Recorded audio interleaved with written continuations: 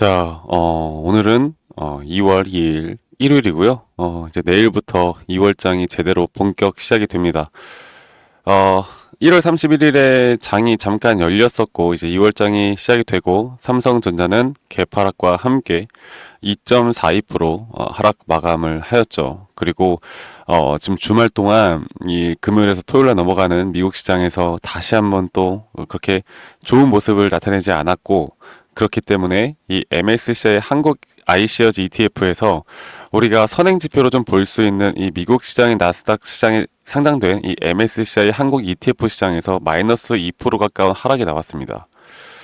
이게 걱정이 많이 되실 거예요. 그리고 이것뿐만 아니라 또 엔비디아가 주가가 반등하지 못하고 또 마이너스 3% 정도 하락이 나왔고, 이런 흐름들 때문에 반도체 지수도 상당히 변동폭이 강하게 윗꼬리를 달고 내려오는 모습들을 보여주고 있는데, 여기에 대한 이유는 분명 지금 현재 나오고 있는 내용들에 대해서 미국에서는 이 멕시코, 캐나다, 중국에 대한 관세를 바로 부과를 하겠다라는 내용들 때문에 전 세계 글로벌 시장이 좀 휘청거리고 2월달 장은 하락장으로 접어들 수가 있다, 이런 내용들이 나오고 있습니다. 불안하시는 마음이 분명히 클 거라 생각을 하는데, 그래도 현재 이 상황 속에서 우리가 최대한 이성적으로 또 잘 판단해 나가고 앞으로 주가의 흐름을 어떻게 끌고 나가야 할지에 대해서 제가 좀 더 말씀을 드리는 시간을 가져볼 거고요. 여러분들 내일부터 이제 월요일 긴 연휴가 끝나고 월요일장이 시작이 되면서 우리 직장인 분들은 아마 월요병에 상당히 힘들어 하시는 분들이 많을 텐데, 그래도 힘내시길 바라겠고, 2025년도는 다들 하시는 일 대성하시길 바라겠고요. 새해 복 많이 받으시길 바라겠습니다. 그리고 구독, 좋아요 한 번씩만 꼭 눌러주시고, 구독, 좋아요 눌러주신 우리 구독자분들은 더 부자 되실 거라 생각합니다. 여러분들 구독, 좋아요 한 번씩만 눌러주시고 영상 시청해 주시길 바랄게요. 자, 삼성전자, 제가 저희 구독자분들에게 계속 반복적으로 말씀을 드리는 부분들이 뭐였냐면, 저는 사실 삼성전자를 예전에 다 물량 정리를 하고 지금 계속 기다리고 있다 말씀드렸죠. 그런데 사실 우리 구독자분들 중에서도 이렇게 예전에 8만원 이탈부터 시작해서 7만원 이탈, 6만원 이탈, 이 가격에 집착을 한 나머지 8만원 이탈은 못 참지, 7만원 이탈은 이거는 못 참지, 매수해야지, 6만원 이탈, 삼성전자가 6만원 이탈은 좀 안 되지. 그리고 최근에 5만원 이탈이 나오면서 주가가 이제 반등이 나왔을 때 이거는 진짜 찐 바닥이다, 이렇게 생각을 하셨던 분들이 많을 텐데, 그런데 아직까지도 주가는 이 박스권 내에서 횡보를 하고 있고, 그리고 중요한 거는 최근 이런 삼각수렴 형태에 대한 그림을 그려나가다가 여기 이탈이 분명히 나왔습니다. 이탈이 나왔고, 제가 삼각수렴을 이 선을 이탈한다고 해서 이게 완벽한 이탈이냐, 그게 아니라 최소한 여기 전 저점, 여기 구간은 깨져줘야 확실한 이탈이기 때문에 아직은 좀 버티고 있긴 합니다. 자, 그렇지만 저는 개인적으로 제가 기다리고 있는 타점 같은 경우는, 삼성전자 같은 경우는 저는 지금 차트를 좀 보면 47,000원, 8,000원대를 좀 보고 있다고 말씀을 드렸어요. 네, 왜냐면 관세 부분도 있고, 또 최근에 이 반도체 쪽이 하락을 했던 이유는 바로 그 AI 딥시크 때문이죠. 지금 챗 GPT를 넘어서서 1위를 달리고 있는 중국산 이 AI 어플 딥시크에 대한 영향이 계속 지속이 되어 가고 있습니다. 그래서 지금 미국 경제 일간지를 보면 이 관세 그리고 이 딥시크, 지금 이런 이야기들만 계속 나오고 있단 말이죠. 그런데 과연 미국이 중국산 이런 저예산으로도 거의 천문학적인 돈을 투자를 했던, 또는 엔비디아의 고성능 칩을 이용을 해서 AI를 구현을 하고 있는데 비슷한 퍼포먼스 혹은 그 이상을 보여주는 중국산 이 저예산 AI가 나오면서 미국에서 과연 중국의 흐름을 따라갈 것인가, 아니면 더 투자를 해서 더 고성능 칩을 개발을 해서 중국이 인공지능에 따라오지 못할 정도로 기술을 개발할 것인가, 이 두 가지 스탠스를 저는 보고 있는데, 미국이라는 나라는, 자존심이 이렇게 센 나라는 무조건 저는 후자일 거라고 봅니다. 그리고 삼성전자가 지금 현재 제가 하나 말씀드리고 싶은 건, 여러분들 주식 투자를 하는 데 있어서 막 호재가 나오면서 주가가 올라갈 때 그걸 추격 매수하시는 분들이 정말 많으신데, 지금 삼성전자 기사를 보면 어떠한 호재성 거리가 없죠. 그리고 다 죽어나가는 기사들만 나오고 삼성전자에 대해서 불안한 그런 언론의 내용들만 나오고 있는데 이런 공포가 끝자락에 됐을 때 우리는 이때 매수를 해야 합니다. 투자는 이때 하는 거예요. 그냥 이제 삼성전자 뭐 영업 실적 뭐 더 이제 뭐 상승이 나온다 뭐 한다 이런 이야기들이 나오는 것보단 지금과 같은 흐름 안에서 만약에 악재밖에 없는 상황 속에서 또다시 악재로 인해서 여기 구간마저 이탈을 한다라고 하면 그거는 이제는 우리가 매수를 할 수 있는 적기가 됐다라고 봅니다.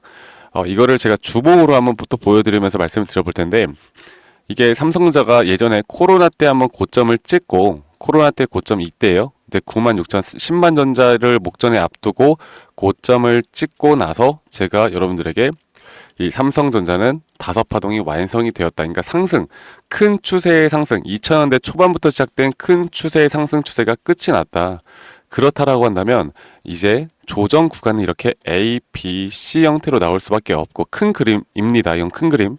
큰 그림이기 때문에 A, B, C 형태로 나올 수밖에 없고 적어도 우리가 타점은 여기 전저점을 이탈하는 그 타점을 생각을 해야 된다라고 말씀을 드렸는데 최근에 살짝 이탈을 하긴 했어요. 하지만 그리고 이탈을 했고 또 주가가 이렇게 하락을 했지만 RSI는 오히려 올라가는 상승 다이버전스가 분명히 걸리긴 했습니다.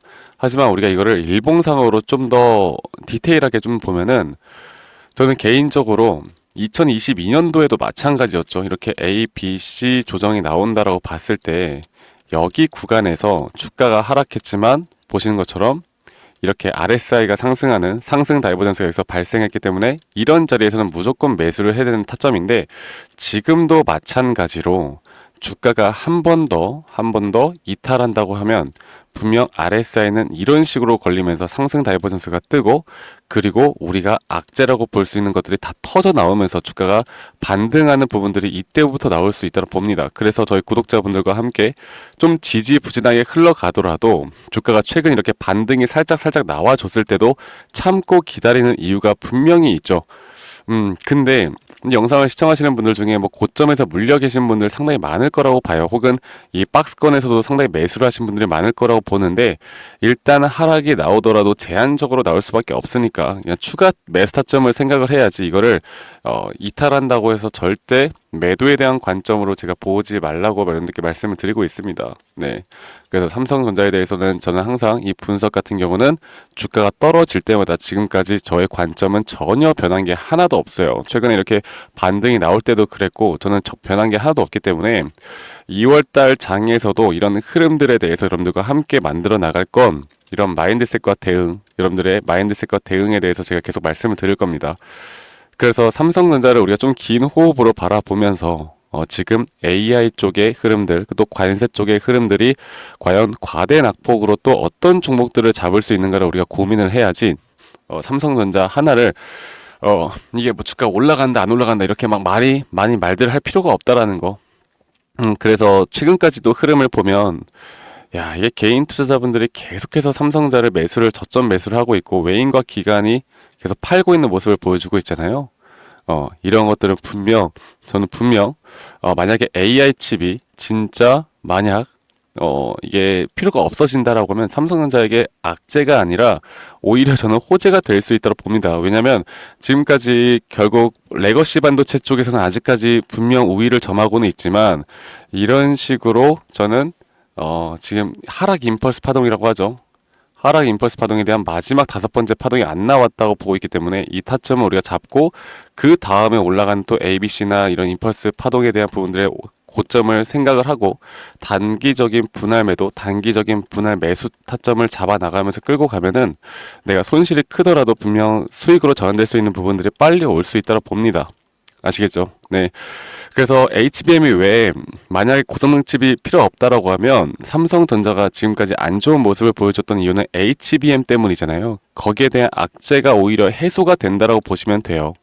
그래서 지금은 전체적인 반도체 시장 자체가 안 좋기 때문에 어쩔 수 없는 이런 흐름들이 나오고는 있지만 앞으로 올라갈 만한 재료들 그리고 그 올라갈 만한 재료들을 어떤 식으로 또 이제 꼬아가면서 올라갈 것인가, 거기에 대한 부분들을 우리가 생각을 해봐야 합니다. 제가 2월 달 그리고 2025년도에도 여러분들과 앞으로 함께 계속해 나갈 거고, 저 박프로와 함께 이런 또 흐름들, 또 실시간 장중 나오는 타점들 저와 함께 계속 또 끌고 가고 싶으신 분들은, 아직 못 오신 분들 구독 버튼 한 번씩만 꼭 눌러주시고, 이 밑에 있는 번호로 저에게 삼성이라고만 문자 한 통 남기시면 되겠습니다. 지금 시청하시는 분들 많이 또 참여해서 이런 도움들 꼭 받아보시길 바라겠고요.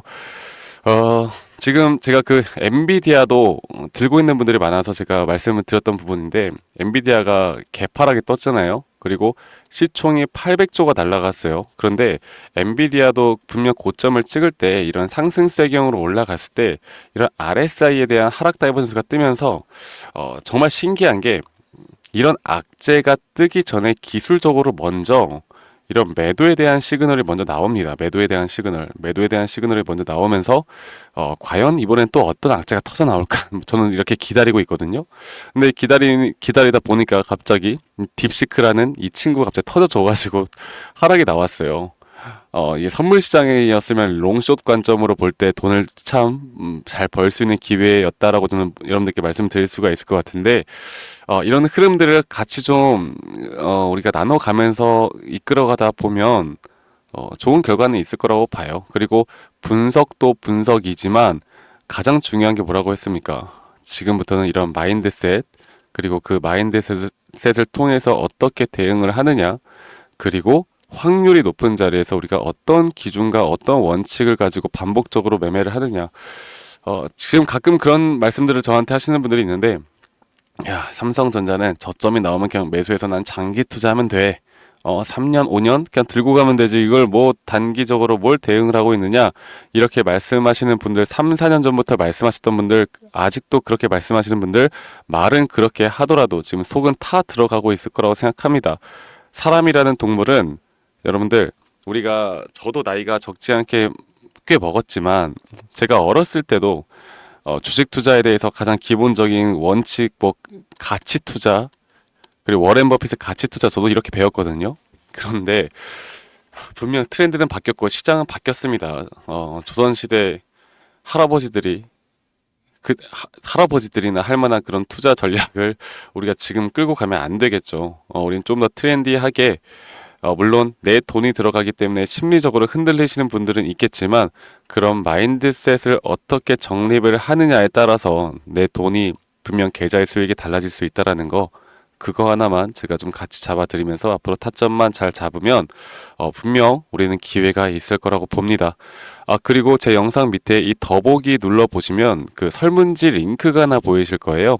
여러분들 그 링크에 제가 여러분들이 뭐 삼성전자뿐만 아니라 뭐 다른 종목들에 대해서 종목명과 여러분들 평단가 좀 적어서 설문지 제출해 주시면 제가 개인적으로 또 피드백도 해드리는 시간을 가져보도록 할 테니까 설문지 참여도 또 많이 해주시길 바라겠습니다. 자, 삼성이라고 저에게 한 통만 문자로 한 통만 남기시면 되시겠고, 여러분들 앞으로가 중요합니다. 앞으로 이런 마인드셋과 전략을 우리가 어떻게 짜 나가느냐, 과연 저점이 나왔을 때 내가 이 공포에 매수를 할 수 있느냐 없느냐, 거기에 대해서 제가 계속 함께 해 나갈 거고, 다른 건 없어요. 사실 오늘 뭐 전략에 대해서는 다 말씀드렸잖아요. 그런데도 불구하고 왜 같이 해야 되냐면, 이게 진짜 내가 사도 되는지 안 사도 되는지 그런 자리가 와도 이게 힘들다고. 이게 머리로 날아도 가슴이 안 드는 게 또 주식 아니겠습니까? 그래서 그런 부분들을 여러분들이 어설픈 자리에서 매도를 하거나 어설픈 자리에서 매수를 하지 않을 수 있도록 제가 도움을 드릴 거니까, 이 부분들 저와 함께 해서 만들어 나가면 좋은 결과는 있을 겁니다. 여러분들 다들 주말 행복하게 잘 보내시길 바라겠고요. 저는 다음에 여러분들에게 더 좋은 모습으로 인사드리도록 할게요. 감사합니다. 박프로스입니다.